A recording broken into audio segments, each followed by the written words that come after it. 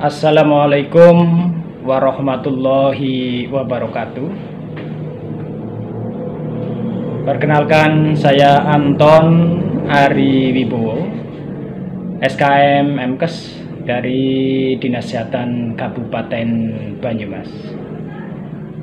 Selamat kami sampaikan kepada adik-adik siswa-siswi SMA Negeri 2 Purwokerto yang telah menjadi siswa baru di SMA Negeri 2 Purwokerto ini. Seperti kita ketahui bersama, pada saat ini secara global mendunia terjadi pandemi COVID-19 yang disebabkan oleh virus corona. Demikian juga di Kabupaten Banyumas dan wilayah sekitarnya, COVID-19 masih selalu ada. Oleh karena itu, perlu kita harus waspada, dan saya yakin adik-adik siswa sudah tahu cara pencegahannya. Perlu kami sampaikan di sini bahwa sebentar lagi akan dilaksanakan era new normal. Dalam new normal ini perlu adik-adik ketahui, siswa-siswi SMA Negeri 2 Purwokerto dalam menghadapi new normal. Apa itu new normal? New normal adalah suatu tindakan atau perilaku yang dilakukan oleh masyarakat dan semua institusi yang ada di wilayah tersebut untuk melakukan pola harian atau pola kerja atau pola hidup baru yang berbeda dengan sebelumnya. Jadi new normal itu sebenarnya adalah kebiasaan baru yang tidak seperti kebiasaan lama sebelum ada pandemi ini. Untuk mudahnya kita sebut era normal itu adalah adaptasi kebiasaan baru.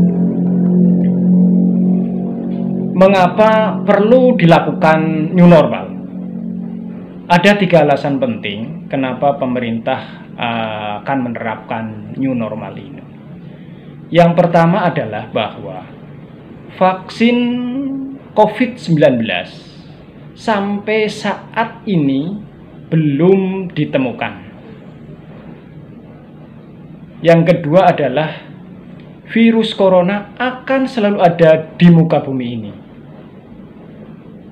Jadi virus corona tidak akan musnah dari muka bumi ini, dan itu bisa saja nanti akan mengganggu kehidupan kita. Yang ketiga adalah karena perekonomian masyarakat harus terus berjalan. Seperti kita ketahui, sejak kemarin dulu ada anjuran pemerintah untuk di rumah saja. Apa yang terjadi adalah adanya PHK, banyak pengangguran, sehingga ekonomi tidak berjalan dan masyarakat banyak yang terdampak. Tidak bisa makan, kehidupannya terbatas, tidak bisa kemana-mana.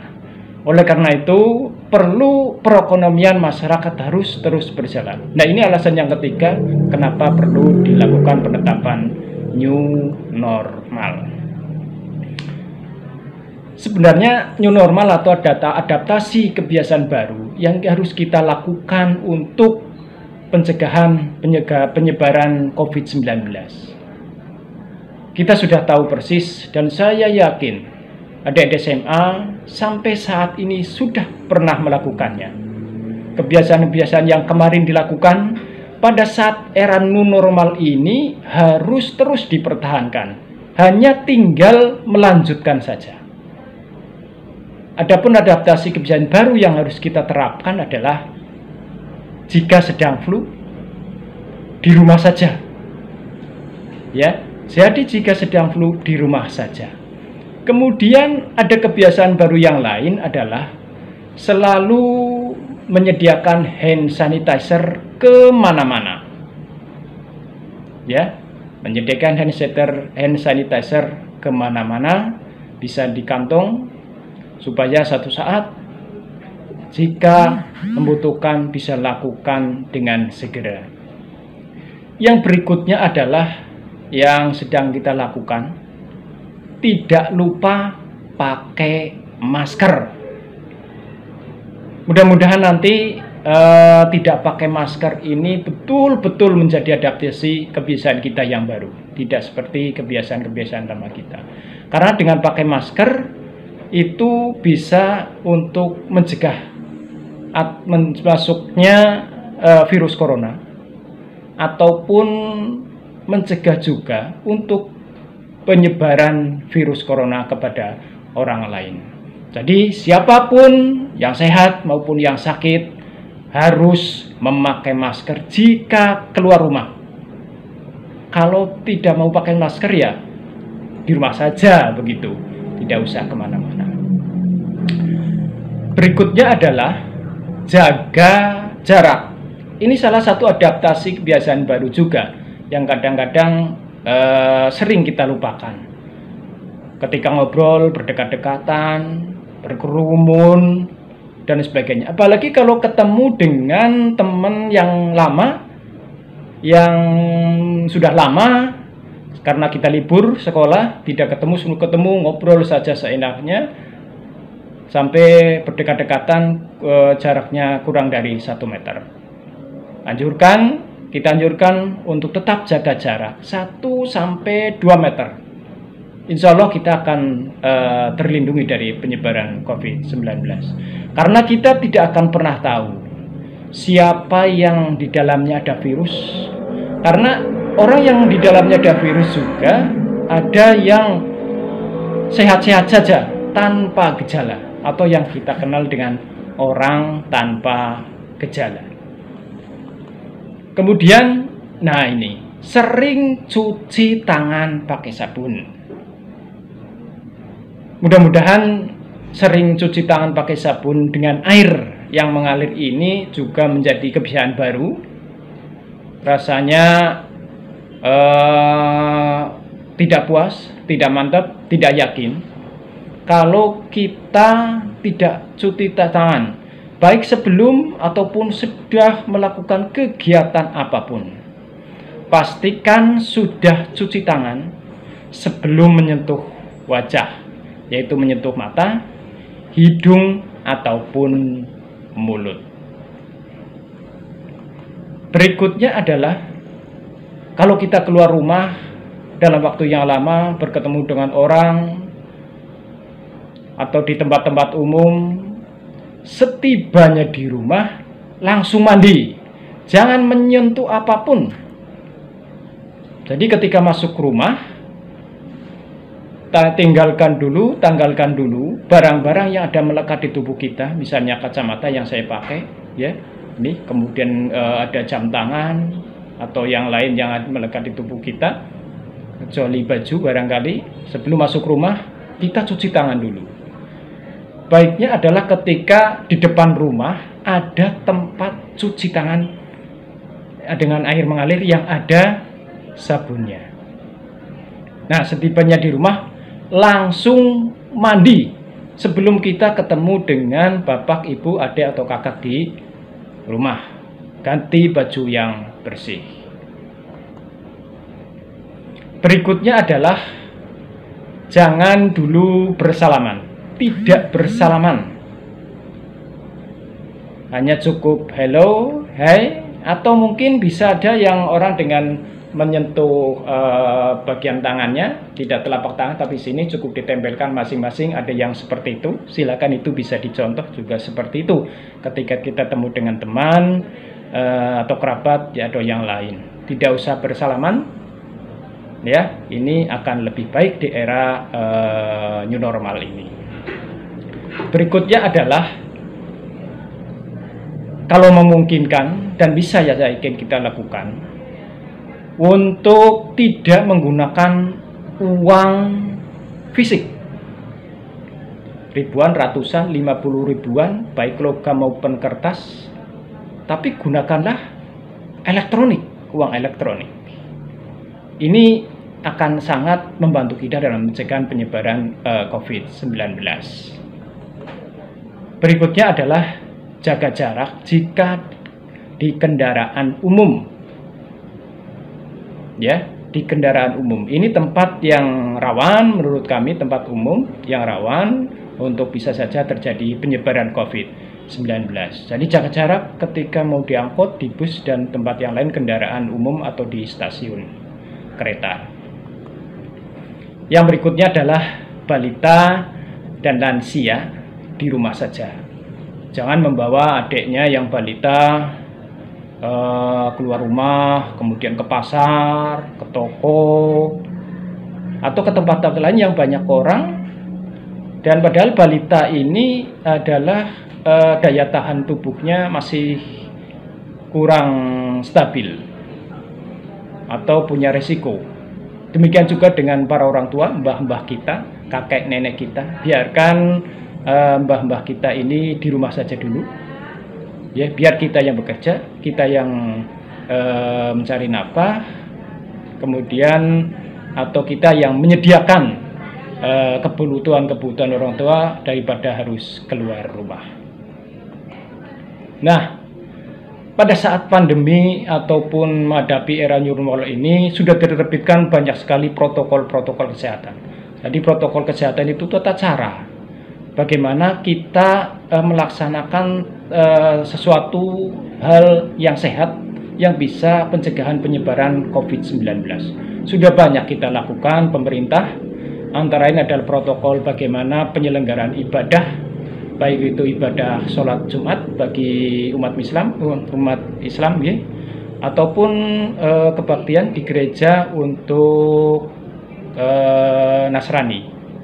Kemudian ada juga protokol kesehatan untuk tempat umum, tempat pariwisata, rumah makan, dan lain-lain.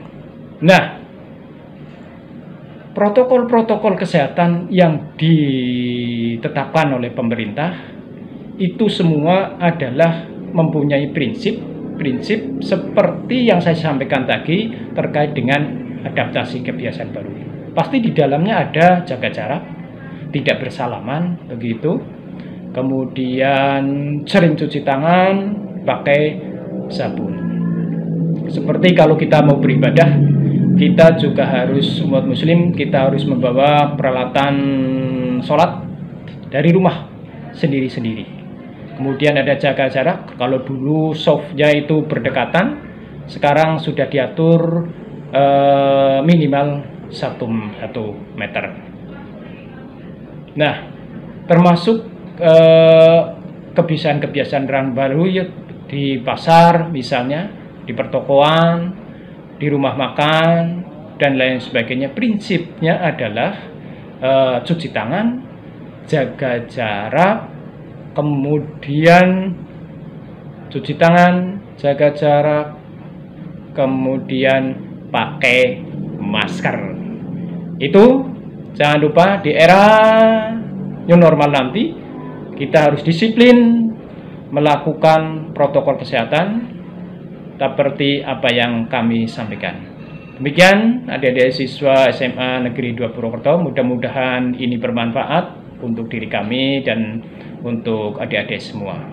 Semoga tetap sehat, belajar yang tekun, sukses selalu, dan terus cuci tangan, pakai masker, dan jaga jarak. Itu harus terus dilakukan. Mari kita bantu pemerintah untuk segera mengatasi pandemi COVID-19 di muka bumi ini dengan cara memutus rantai penularan. Sekali lagi, pakai masker, jangan lupa jika keluar rumah. Kemudian jaga jarak, dan jangan lupa cuci tangan dengan sabun dengan air yang mengalir. Terima kasih, semoga sehat untuk semua. Saya kira itu yang bisa saya sampaikan. Mudah-mudahan ini bermanfaat. Billahi taufiq wal hidayah. Assalamualaikum warahmatullahi wabarakatuh.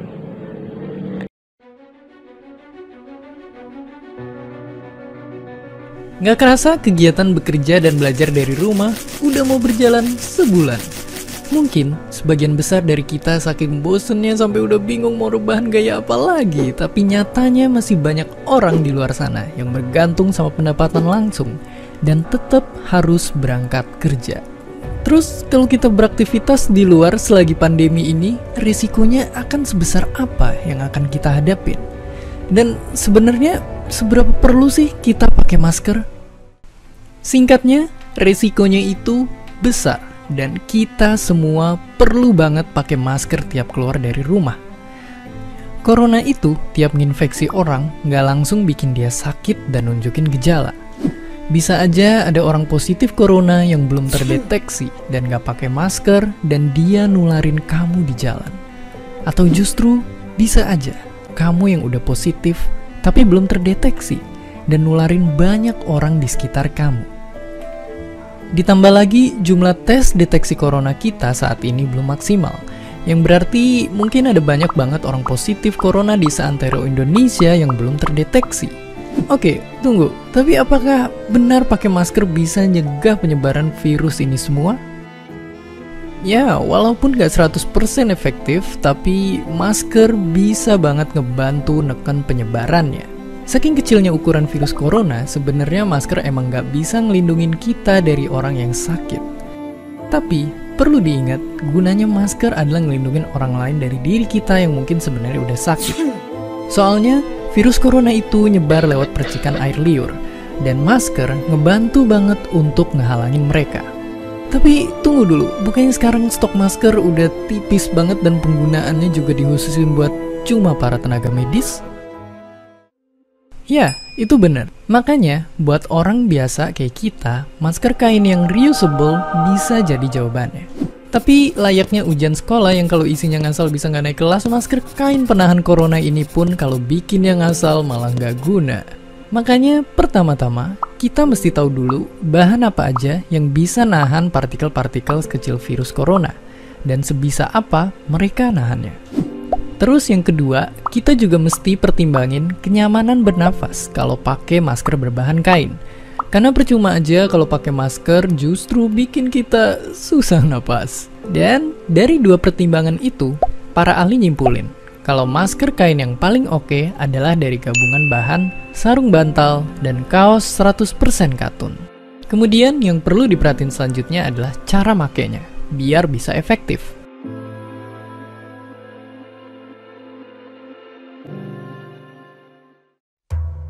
Jadi ya, intinya kita perlu pakai masker kain waktu keluar rumah. Bisa bikin sendiri ataupun beli di para pedagang masker kain yang pendapatannya terhambat akibat pandemi ini. Sebaiknya satu orang itu punya 2 masker kain, jadi pemakaiannya bisa ganti-gantian.